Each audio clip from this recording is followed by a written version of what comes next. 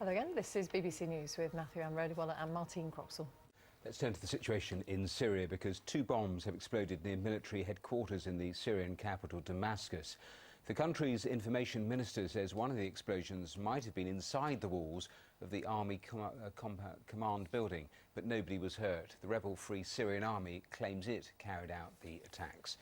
Well, let's speak to the British Arab journalist Sakir Al-Makhadhi, who joins us here in the studio. And thanks very much for coming in. How significant do you think today's bombings are?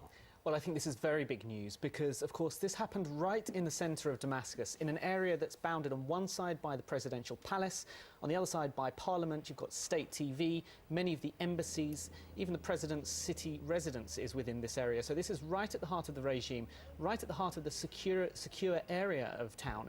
And it really proves that, you can't build barricades against a revolution. And of course, the Free Syrian Army have claimed that they carried out these attacks.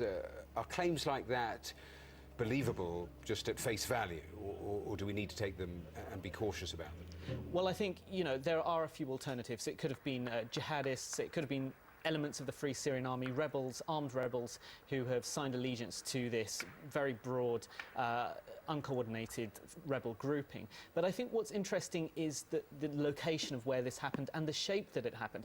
Apparently, reports say that it didn't happen on the ground floor, it hit the second and third floors with the most intensity, which would suggest that the bomb came from inside the building. Now, that's important because it means that a car bomb wasn't primarily responsible, and therefore it was very likely to have been an inside job.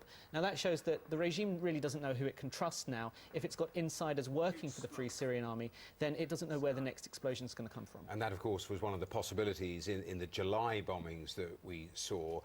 How much, is it possible to say how much of the country President Assad now controls? Very difficult to say because, of course, the rebels don't control a fixed area of land.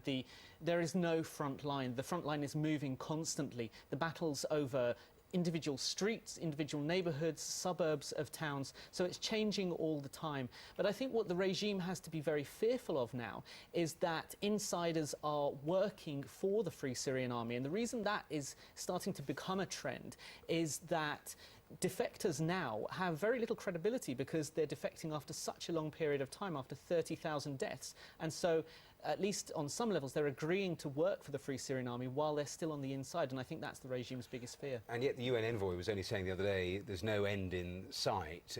There's the outside pressure hasn't worked. The rebels clearly aren't strong enough to shift the president and his regime.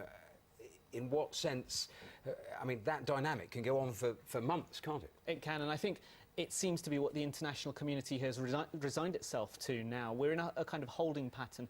The international community hasn't come up with any new ideas for months. Lakhdar Brahimi, the UN Arab League envoy in Syria, is now replicating what Kofi Annan did, and Kofi Annan quit out of frustration. We're now more than 6 months into this so-called peace process, and nothing has changed. I think now what it seems to be developing into is a long-term war of attrition where both the regime and the Free Syrian Army hope they can wear down their opponents and force those taking part to switch sides. OK, Sakir Al-Makhadhi, thanks very much indeed. Thank you.